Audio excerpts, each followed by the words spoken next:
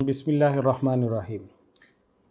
Pakistan India की जंग एक इख्तिताम को पहुंची और उसके नतीजे में अल्हम्दुलिल्लाह पाकिस्तान फ़ातह करार पाया है। दुनिया भर के जो मुबस्सिरीन हैं वो इस बात का इकरार कर रहे हैं कि अल्लाह ताला ने पाकिस्तान को, पाकिस्तानी अफवाज को फ़तह मुबीन, बहुत वाज़ेह फ़तह नसीब फरमाई है। तो इस दौरान में बहुत से सवालात जो इस्लामी जिहाद के हवाले से उठाए गए, इंडियन मीडिया ने उसके ऊपर गुफ्तगू की है, और बहुत से सवालात वो जो हमारे कमेंट्स में हमारे नाज़रीन ने हज़रत उस्ताद साहब दामत बरकातुहुम की गुफ्तगू के नतीजे में हमसे पूछे हैं। तो आज वो तमाम सवालात और वो तमाम इश्कालात लेकर हज़रत उस्ताद साहब दामत बरकातुहुम की खिदमत में हाज़िर होंगे और उनके जवाबात जानने की कोशिश करेंगे। तो हज़रत उस्ताद साहब दामत बरकातुहुम को हम आज के प्रोग्राम में खुश आमदीद कहते हैं।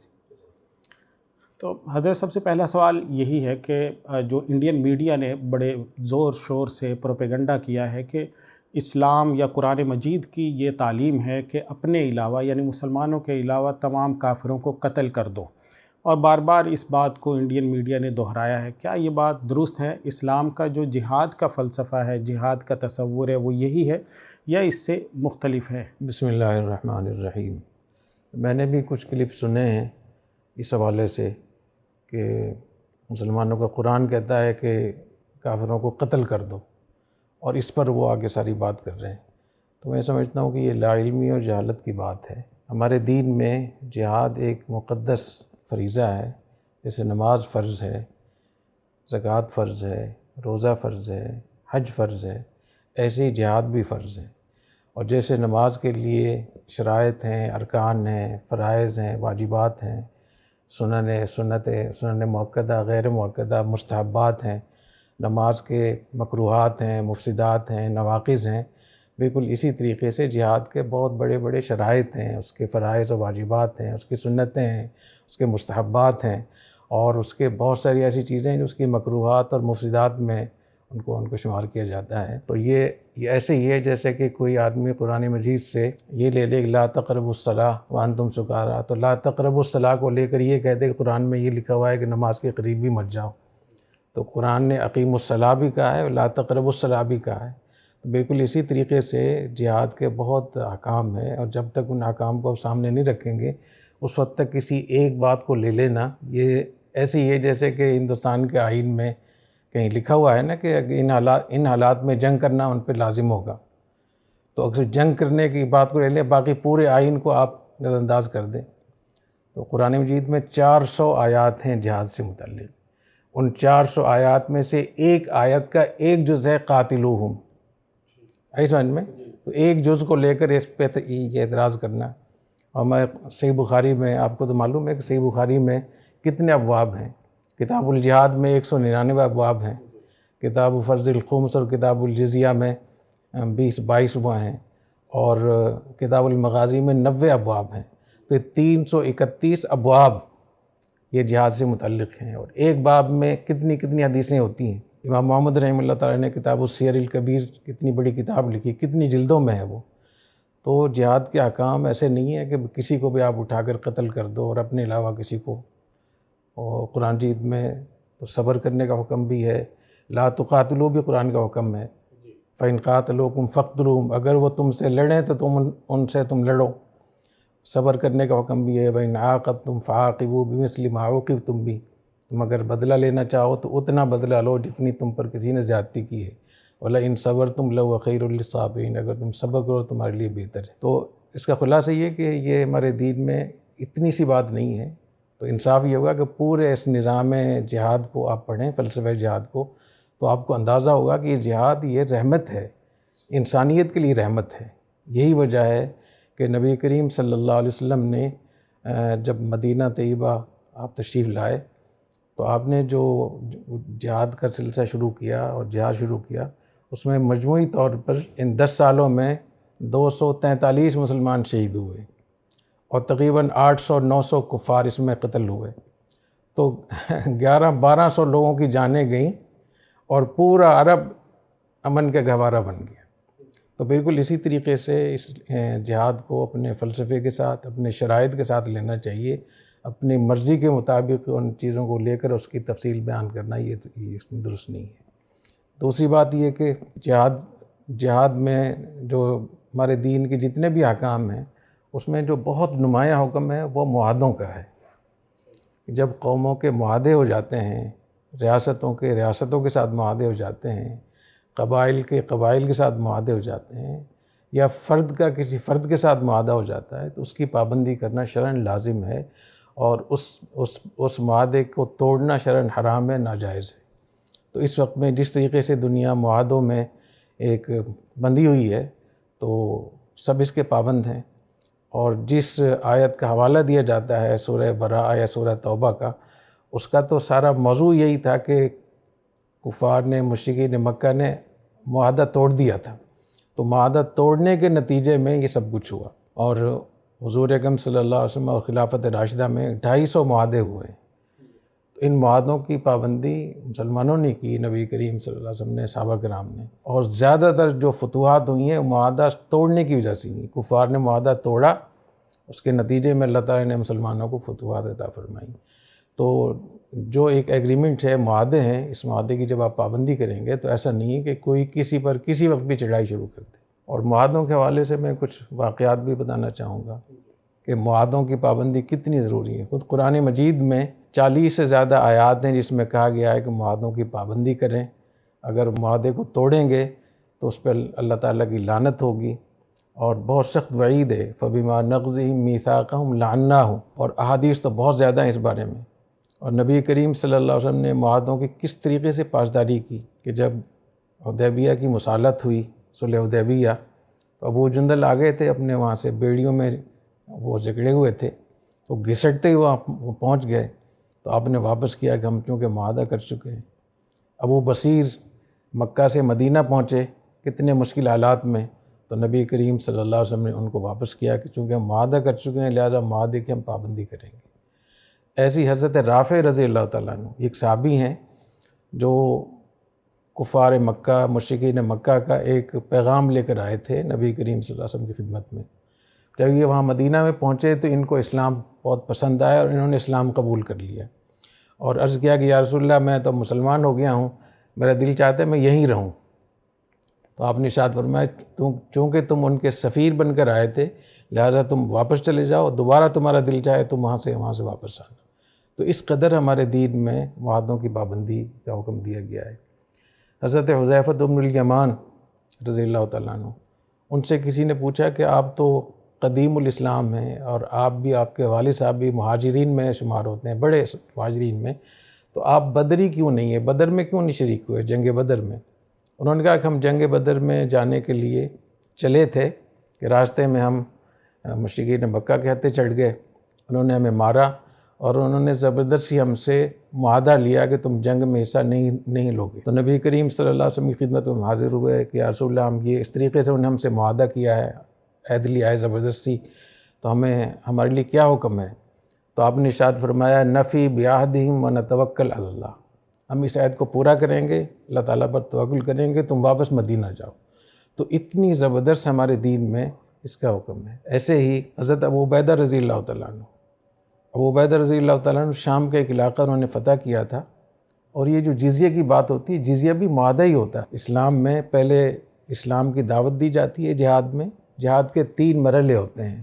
سب سے اگر اقدامی جہاد ہو رہا ہے، پہلے مرحلے میں ان کو اسلام کی دعوت دیں، دوسرے نمبر پہ ان کو معاہدے پہ قائل کریں کہ اگر وہ معاہدہ کر لیں تو اپنے اسی عقیدے پر، جو بھی ان کا عقیدہ اس پہ وہ باقی رہ سکتے ہیں، اور اگر اس پر بھی تیار نہ ہوں تو اس کے بعد پھر آگے ان سے وہ ہوتا ہے. تو جہاد کے لیے ضروری ہے کہ پہلے سے کوئی معاہدہ نہ ہو. اگر پہلے سے کوئی معاہدہ ہے تو اس معاہدے کی پابندی کرنا شرط ہے. تو ابو عبیدہ رضی اللہ تعالیٰ عنہ وہاں تھے شام میں، تو خالد بن ولید رضی اللہ تعالیٰ عنہ کا ان کو پیغام آیا کہ آپ کی یہاں زیادہ ضرورت ہے، آپ وہ علاقہ چھوڑ کر آپ آ جائیں. تو وہ جو جزیہ ان سے لیا تھا ابو عبیدہ رضی اللہ تعالیٰ عنہ نے، تو وہ رومی لوگ تھے، عیسائی تھے. تو آپ نے ان سب کو جمع کیا، انہوں نے کہا کہ ہم جا رہے ہیں اور آپ کے پیسے ہم واپس کر رہے ہیں. تو انہوں نے پوچھا پیسے کیوں واپس کرے؟ انہوں نے کہا کہ ہم نے تو یہ پیسے اس لیے لیے تھے کہ اس کی آپ کی جان مال عزت کا ہم تحفظ کریں گے، اور اب چونکہ ہم یہاں سے جا رہے ہیں تو لہٰذا ہم اس معاہدے کے تھرو سے یہ پیسے بھی ہم واپس کر رہے ہیں. ایسے ہی حضرت معاویہ رضی اللہ عنہ کے زمانے میں رومیوں سے جب آپ کا معاہدہ ہوا، جب معاہدے کی مدت ختم ہونے لگی تو حضرت معاویہ رضی اللہ تعالیٰ عنہ نے طے کیا کہ ہم قریب چلے جاتے ہیں اس کے خط کے قریب، تو اور جیسے یہ وقت ختم ہوگا فوراً ہم حملہ کر دیں گے۔ تو وہاں جب قریب پہنچے تو ایک شخص گھوڑے پہ ان کو نظر آیا اور وہ بہت بلند آواز سے اللہ اکبر کہہ رہا تھا، اور کہہ رہا تھا وفاء اللہ غدر، کہ مسلمانوں وفا کرو، خیانت نہ کرو۔ تو معاویہ رضی اللہ تعالیٰ عنہ نے ان کو بلایا، تو معلوم ہے کہ عمرو بن عبسہ رضی اللہ تعالیٰ عنہ، انہوں نے کہا کہ میں نے نبی کریم صلی اللہ علیہ وسلم سے یہ سنا ہے کہ اگر تمہارا کسی قوم کے ساتھ معاہدہ ہو جائے، یا تو معاہدہ اس کو پورا کرو، مکمل کرو، اور اگر ختم کرنا چاہو تو برابری پر ختم کرو۔ تو اب ہم یہاں مدت ختم ہو رہی، ہم تو یہاں پہنچ گئے، تو انہوں نے تو کوئی تیاری نہیں کی دفاع کی، تو ان کو اتنا موقع دیں کہ وہ مورچہ بند ہو جائیں، پھر آپ ان پہ آپ حملہ کر سکتے ہیں۔ اور قرآن مجید میں بھی ہے اما تخافن من قوم خیانۃ فانبذ الیہم علی سواء، کہ اگر آپ کو کسی قوم سے اندیشہ ہو کہ وہ خیانت کریں گے تو پھر برابری پر آپ اس کو چھوڑیں، ایسے نہیں کہ آپ ان کو دھوکہ دیتے۔ تو ہمارے دین میں اتنی بڑی اہمیت ہے اس کی۔ ایسی مجھے یاد آیا کہ فقہاء نے یہ بھی لکھا ہے کہ اگر کسی علاقے کا، کسی شہر کا محاصرہ کیا، مسلمان کسی شہر کا محاصرہ کر لیں اور رات کے وقت میں ایک شخص فصیل پہ آ کر کہتا ہے کہ یہ شہر تم سے فتح نہیں ہوگا، اور میں تمہیں بتاتا ہوں کہ اس کا راستہ کہاں ہے جہاں سے یہ فتح ہو سکتا ہے، لیکن اس شرط پر کہ آپ مجھے معاف کر دیں گے، مجھے آپ تحفظ دیں گے۔ اس میں ان کا معاہدہ ہو گیا، اس نے بتا دیا، اور مسلمانوں کا اس شہر پہ قبضہ ہو گیا، لیکن وہ آدمی نہیں مل رہا۔ تو مسلمانوں نے اعلان کیا کہ وہ کون سا شخص تھا جس نے رات ہم سے معاہدہ کیا تھا؟ تو بہت سارے لوگ کھڑے ہو گئے کہ میں نے معاہدہ کیا تھا، کسی نے کہا۔ تو فقہاء نے لکھا ہے کہ سب کو امان دینا پڑے گا، سب کو آپ چھوڑیں گے جب تک آپ کو پتہ نہ چل جائے کہ بالتعین یہ آدمی تھا۔ تو جو آدمی بھی کھڑا ہو جائے گا، اگر 100 لوگ بھی کھڑے ہو گئے تو 100 کے 100 کو آپ ان کو امن دیں گے۔ ایسی دوسرے فقہاء نے یہ بھی لکھا ہے کہ اگر کسی علاقے کا محاصرہ ہو اور وہ فتح نہ ہو رہا ہو، اور ایک شخص فصیل پہ آ کر کہتا ہے کہ میں آپ کو بتاتا ہوں یہ کیسے شہر فتح ہوگا، کس دروازے سے فتح ہوگا، اس زمانے میں دروازے ہوتے تھے، اس شرط پر کہ بادشاہ کا محل میرا ہوگا، اور مسلمانوں کے کمانڈر نے اسے معاہدہ کر لیا، تو اب فتح ہونے کے بعد اس کے لیے جائز نہیں ہے کہ وہ اس کا مال خود رکھے، اس آدمی کو دینا ہوگا۔ تو ہمارے دین میں اتنی بڑی چیز ہے۔ تو یہ جو جتنے بھی ایگریمنٹ ہوتے ہیں بین الاقوامی سطح پہ، قومی سطح پہ، ان کا خیال رکھنا چاہیے۔ تو اس کے ہوتے ہوئے، اس کو سامنے رکھتے ہوئے پھر آپ اس کو کہہ سکتے ہیں کہ یہ جہاد ہے۔ اور اگر ان کی آپ خلاف ورزی کریں گے تو جیسے کسی فرض کو چھوڑنے سے نماز ٹوٹ جاتی ہے، واجب کو چھوڑنے سے نماز مکروہ تحریمی ہو جاتی ہے، بالکل اسی طریقے سے وہ جہاد نہیں ہوگا۔ اور میں اس کا خلاصہ نکالتا ہوں کہ یہ جو جہاد جو ہے یہ ہماری اسلامی ریاست کی وزارت دفاع ہے۔ تو کیا کسی بھی وزارت دفاع کا کوئی انکار کر سکتا ہے؟ کیا ہندوستان کی وزارت دفاع نہیں ہے؟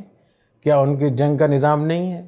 تو بالکل اسی طریقے سے یہ ریاست اسلامیہ، اسلامی ریاست کی یہ وزارت دفاع ہے، جس کے لیے شرائط ہیں، اس کے طریقہ کار ہے، اس کے اصول و ضوابط ہیں، اور ایسے اصول و ضوابط ہیں کہ اگر ان پہ عمل کر لے دنیا تو جنگ میں بھی کم سے کم نقصان ہو۔ ایک اور میں قصہ سنا دوں کہ قتیبۃ بن مسلم فتح سمرقند بہت مشہور ہے۔ تو سمرقند کیسے فتح ہوا؟ تو قتیبۃ بن مسلم باہلی یہ بہت بڑے کمانڈر تھے، مسلمانوں کے فاتحین میں، بڑی سطح کے فاتحین میں شمار ہوتا ہے۔ انہوں نے سمرقند پہ چڑھائی کی اور سمرقند کو فتح کر لیا۔ جب فتح کر لیا اور قبضہ مکمل ہو گیا تو سمرقند کے لوگوں کو پتہ چلا کہ ان کے ہاں تو پہلے اسلام کی دعوت دی جاتی ہے، پھر معاہدے کی بات ہوتی ہے جس کو جزیہ بولتے ہیں، اس کے بعد لڑائی ہوتی ہے۔ تو انہوں نے ہم سے یہ بات کہی نہیں، تو انہوں نے اپنے ایک شخص کو حضرت عمر بن عبدالعزیز رحمۃ اللہ علیہ کے پاس بھیجا۔ اس وقت میں وہی امیر المومنین تھے۔ وہ شام گیا، دمشق میں وہ گئے اور جا کر انہوں نے شکایت کی کہ ہم نے تو یہ سنا ہے کہ آپ کے یہاں یہ مرحلہ وار بات ہوتی ہے۔ تو انہوں نے نہ ہمیں دعوت دی، نہ ہم سے انہوں نے معاہدے کی بات کی، اور ایسی چڑھائی کر کے پورے شہر پہ قبضہ کر لیا۔ تو حضرت عمر بن عبدالعزیز رحمۃ اللہ تعالیٰ نے خط لکھا سمرقند کے قاضی کو، ان کا نام تھا جمعی، تابعی تھے حضرت جمعی۔ تو ان کو لکھا کہ آپ ان کا فیصلہ کریں اور کمانڈر کو بھی بلائیں اور اہل سمرقند کو بھی بلائیں۔ تو انہوں نے باقاعدہ عدالت لگائی اور سارے اتنے کمانڈر بھی اکٹھے ہو گئے، اہل سمرقند بھی، اور یہ ثابت ہو گیا کہ انہوں نے بغیر کسی دعوت کے، بغیر معاہدے کے اچانک چڑھائی کی تھی۔ تو اس پر حضرت جمعہ نے یہ اعلان کیا کہ ساری افواج مجاہدین جتنے بھی ہیں وہ واپس نکل جائیں، دوبارہ سے بات چیت کریں ان کے ساتھ۔ تو جب وہاں سے سمرقند سے لوگ نکل رہے تھے اس فیصلے پر، تو سمرقند کے لوگ کلمہ پڑھ رہے تھے، اشہد ان لا الہ الا اللہ، تو انہوں نے کلمہ شہادت پڑھا، سارے لوگ مسلمان ہوئے۔ تو مسلمانوں کی اتنا عظیم یہ کہ ہمارے دین کا اتنا بڑا وہ ہے، تو اس کے ہوتے ہوئے کیسے آپ کہہ سکتے ہیں کہ جس پہ چاہو چڑھائی کر دو، جس کو چاہو مار دو؟ اچھا حضرت، دوسرے نمبر پہ جو ہندوستان کے مسلمان ہیں، ان دنوں میں جب پاکستان بھارت جنگ چھڑی تھی تو اس میں ان کا موقف بہت متذبذب ہوا۔ بہت سے لوگ ایسے تھے جو خاموش تھے، ان کا کوئی موقف نہیں تھا، نہ وہ انڈیا کے افواج کا ساتھ دے رہے تھے نہ وہ پاکستانی فوج کا۔ کچھ لوگ ایسے تھے جو اپنے انڈین فوج کا ساتھ دے رہے تھے، کچھ لوگ ایسے تھے جو پاکستانی فوج کے حق میں لکھ رہے تھے، سوشل میڈیا پہ کمنٹ کر رہے تھے۔ تو ان حالات میں جو انڈیا میں بسنے والے مسلمان ہیں، اتنی بڑی تعداد ہے، ان کا موقف کیا ہونا چاہیے اور اسلام کی کیا تعلیمات ہیں اس حوالے؟ دیکھیے، جو میں نے معاہدوں کی اتنی ساری مثالیں دی ہیں نا، یہ ہندوستان کے مسلمانوں پر بھی یہی بات صادق آتی ہے۔ انہوں نے آئین ہندوستان کے جو آئین ہے وہ بھی ایک ایگریمنٹ ہے۔ اس ایگریمنٹ کے ساتھ جتنے بھی لوگ وہاں رہتے ہیں نیشنلٹی کے ساتھ یا تو ان کو اپنے آئین کی پابندی کرنا ضروری ہے، تا وقت ہے کہ ان کے جو فرائض ہیں، عبادات ہیں، وہ متاثر نہ ہوں اس میں۔ تو ہندوستان کے مسلمانوں کو آپس میں ان کو بیٹھنا چاہیے اور وہ اپنا فیصلہ خود کریں، بجائے اس کے کہ پاکستان سے کوئی یہاں سے بیانات داغے جائیں، ان کو پریشان کیا جائے، یا وہ وہاں سے الگ سے کوئی چیز شروع کریں۔ اس کی بجائے جو ایگریمنٹ انہوں نے آئین کی شکل میں کیا ہوا ہے اس کی پابندی کریں، امن و امان قائم رکھیں، اور اگر ان پہ ظلم ہوتا ہے جیسا کہ مودی حکومت اور یہ جو کچھ کرتے ہیں، تو اس کے لیے آئین کی روشنی میں، آئین کے تحت بہت کچھ ان کے پاس مواقع ہیں اپنے ظلم سے بچنے کے لیے، اپنے پیغام کو دنیا تک پہنچانے کے لیے۔ اور وہ ہم ہمیشہ کہتے رہتے ہیں کہ آج کے دور میں جہاں اور بہت ساری آسانیاں ہوئی ہیں، اس میں ایک بہت بڑی آسانی یہ ہے کہ آج کے دور میں اپنے پیغام کو پہنچانے کے لیے، اپنی بات منوانے کے لیے، لابنگ کرنے کے لیے میڈیا کا استعمال، احتجاج کا طریقہ کار وہ اتنی زیادہ ہیں، لیکن بنیادی طور پہ یہ شرط ہے کہ ہندوستان کے مسلمان اکٹھے ہو کر اپنے پیغام کو لوگوں تک پہنچائیں۔ تو وہاں کا جو سیکولر آئین ہے وہ ہندوستان کے مسلمانوں کو بہت تحفظ دیتا ہے، صرف مسلمانوں کو نہیں، جتنے وہاں سکھ رہتے ہیں، جتنے وہاں عیسائی رہتے ہیں، دوسری اقلیتیں رہتے ہیں، سب کے لیے ایک بہت بڑی وہاں کا جو سیکولر آئین ہے وہ نعمت ہے بہت بڑی۔ تو اس کو وہ مضبوطی سے پکڑیں اور اپنے فیصلے خود کریں۔ وہاں کے علماء ہیں، وہاں کے جو بڑے ذمہ دار لوگ ہیں، جو آگے لیڈرشپ ہے، وہ آپس میں بیٹھیں اور سامنے رکھتے ہوئے، اپنے حالات کو سامنے رکھتے ہوئے وہ لوگ ان لوگوں کو فیصلہ کرنا چاہیے۔ اور میرا یہ خیال ہے کہ اگر وہ ایسا کریں گے تو ان کے لیے ہر جگہ راستے ملیں گے۔ ان کے لیے ضروری نہیں ہے کہ وہ پاکستان کے ساتھ جنگ ہو تو وہاں بھی وہ بھی جنگ شروع کر دیں، بلکہ اس کی اجازت بھی نہیں ہوگی ان کے لیے۔ تو جیسے حضرت نے کہا کہ وہاں کے لوگوں کے لیے جو آئینی اور قانونی رستہ ہے، جس آئین اور قانون کو وہ مانتے ہیں، جس ایگریمنٹ کے تحت وہ وہاں کے شہری ہیں، اس کے مطابق وہ کام کریں۔ اب مسئلہ جو ہے وہ مقبوضہ کشمیر کے مسلمانوں کا بھی ہے۔ جیسے حضرت نے پہلے بھی کہا کہ جو پہلگام کا واقعہ ہے وہ ظلم ہے، بربریت ہے، اسلام اس طرح سے قتل عام کی کہیں بھی کسی صورت اجازت نہیں دیتا ہے۔ تو مقبوضہ کشمیر کے لوگوں کے کمنٹس یہ ہیں کہ یہاں پہ جو مسلمانوں پہ ظلم ہو رہا ہے، تشدد ہو رہا ہے، اس ظلم اور تشدد کو اگر آپ دیکھیں تو آپ کی رائے تبدیل ہو جائے گی۔ تو کیا مقبوضہ کشمیر کی جو موجودہ آئینی صورتحال ہے، پاکستان کا بھی اس کے اوپر دعویٰ ہے، اور پھر ان کے اوپر جو روزانہ ظلم اور تشدد کے پہاڑ بھی یہ توڑے جا رہے ہیں، تو ان کا کیا موقف ہونا چاہیے؟ وہ کس طرح سے اپنی جد و جہد کو آگے بڑھائیں؟ دیکھیے، ہندوستان اور مقبوضہ کشمیر میں فرق ہے۔ ہندوستان کی جو میں نے بات کی وہ تو ایک آئین کا ایک ایگریمنٹ موجود ہے۔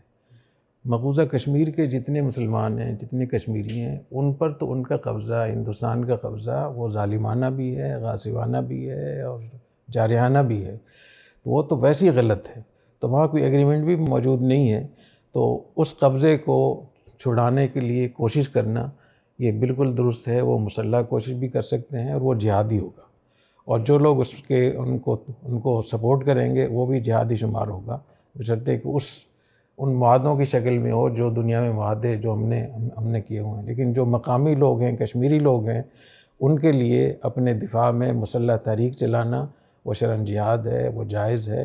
اور اگر کوئی ان کے ساتھ مدد کرتا ہے میڈیا کے لحاظ سے، سفارتی لحاظ سے، بین الاقوامی سطح پہ، قومی سطح پہ اگر ان کی کوئی امداد کرتا ہے تو وہ ٹھیک ہے، اس میں کوئی مسئلہ نہیں ہوگا۔ البتہ یہ بات اور ہے کہ ان کو کیا کرنا چاہیے۔ تو ہمارے دین میں دو ہی طریقے ہیں، ان کے پاس طاقت ہے یا نہیں ہے۔ اگر طاقت نہیں ہے تو صبر کریں، اور اگر وہ صبر کریں اور طاقت حاصل کرنے کی کوشش کریں، کیونکہ ہمارے دین میں دو قسم کے فرائض ہیں۔ ایک وہ فرض ہے جس کی بنیاد طاقت کے اوپر ہے، کہ طاقت ہے تو وہ فرض ہے، لیکن اس طاقت کو حاصل کرنا فرض نہیں ہے۔ جیسے زکوٰۃ واجب ہے، اس پر جو مالدار ہو، صاحب نصاب ہو۔ تو اگر کسی کے پاس صاحب نصاب نہیں ہے تو اس پر یہ فرض نہیں ہے کہ وہ مال اتنا کمائے کہ صاحب نصاب ہو جائے۔ حج فرض ہے اس پر جس کے پاس مالی استطاعت ہو۔ اگر کسی کے پاس اتنے پیسے نہیں ہیں تو اس پر یہ فرض نہیں ہے کہ وہ اتنے پیسے کمائے یہاں تک کہ اس پہ حج فرض ہو جائے۔ لیکن جہاد اس سے مختلف ہے۔ جہاد یہ ان فرائض میں سے ہے کہ اگر کسی کے پاس اس کی استطاعت نہیں ہے تو استطاعت حاصل کرنا فرض ہے، کوشش کرنا فرض ہے۔ تو اگر ہندوستان کے یہ مقبوضہ کشمیر کے جو مسلمان ہیں، اگر ان کے پاس استطاعت ہے تو وہ لڑیں اور وہ جہاد ہوگا۔ اور یہ میں بتا دوں کہ بین الاقوامی سطح پہ اقوام متحدہ کے قوانین ہیں، وہ بھی اس کی اجازت دیتے ہیں کہ اپنے دفاع کے لیے اور اپنی خود مختاری کے لیے آپ ہتھیار بھی اٹھا سکتے ہیں۔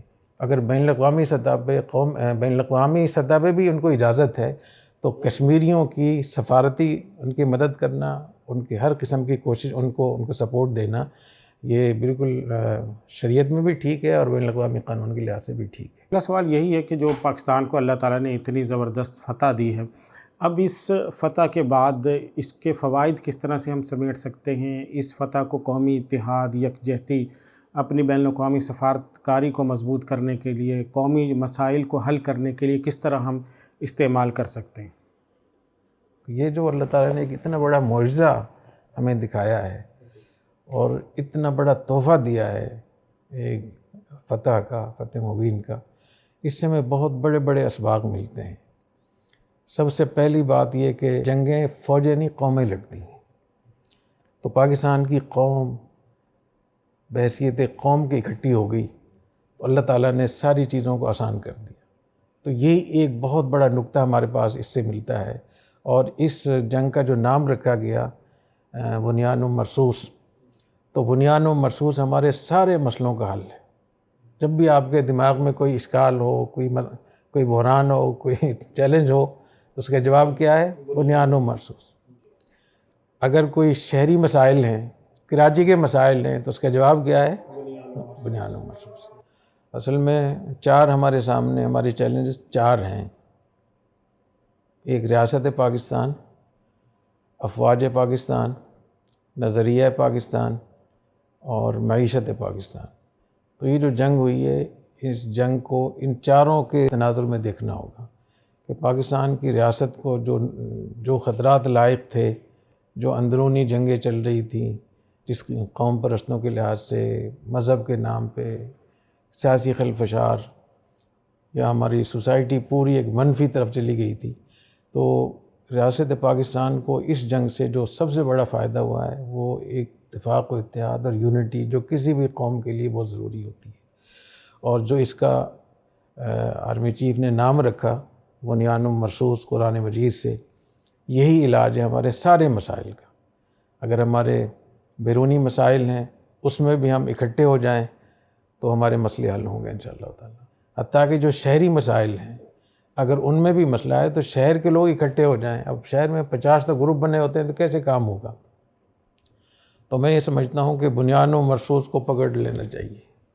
اصل میں کوئی بھی ہمارا مسئلہ ہو، بنیان مرصوص بن جائیں تو دیکھیں ہمارے کام کتنی جلدی ہوتے ہیں، اور بنیان مرصوص پہ ہی اللہ تعالیٰ نے نصرت کا وعدہ فرمایا۔ ید اللہ علی الجماع، جماعت پر اللہ تعالیٰ کا ہاتھ ہوتا ہے۔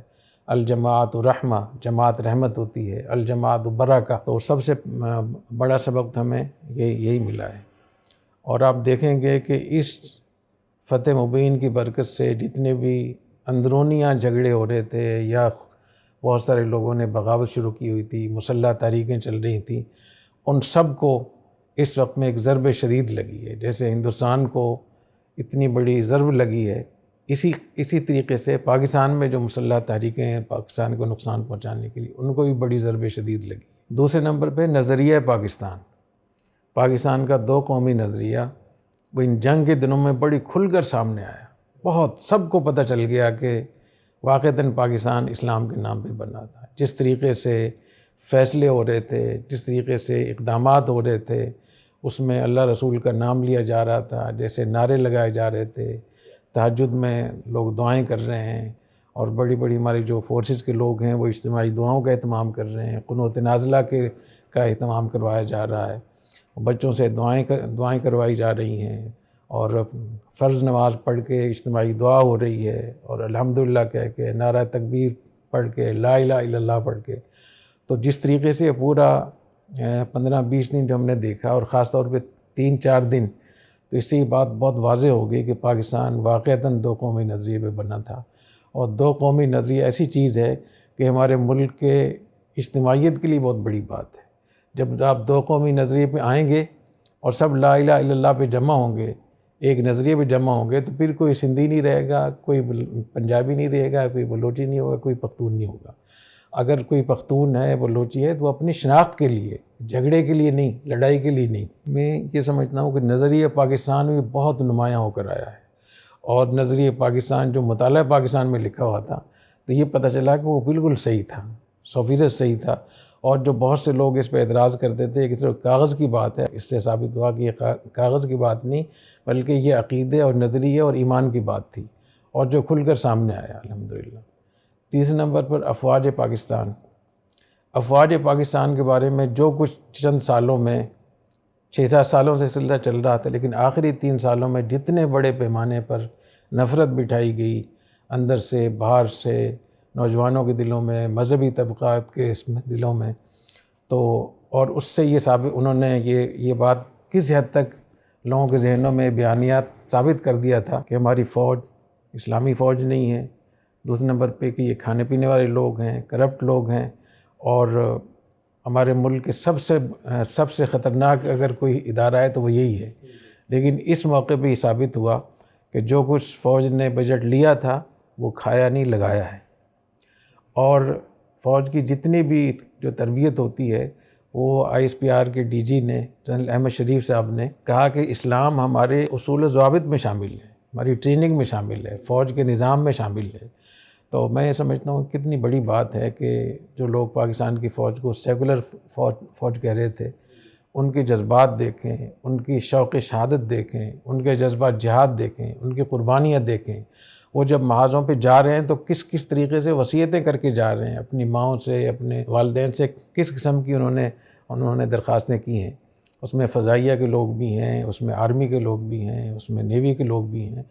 تو اس سے یہ بات بالکل ثابت ہوگی کہ پاکستان کی فوج اسلامی فوج ہے، اور اس کو سیکولر فوج کہنا یہ بہت بڑی تہمت ہے ہماری فوج پہ، اور ان کے اتنے بڑے ایمان کی ناقدری بھی ہے، اور بہت بڑی ایک اللہ تعالیٰ کی طرف سے میں سمجھتا ہوں کہ یہ ایک عذاب کی صورت ہے، جس سے ہمیں اسے توبہ کرنا چاہیے.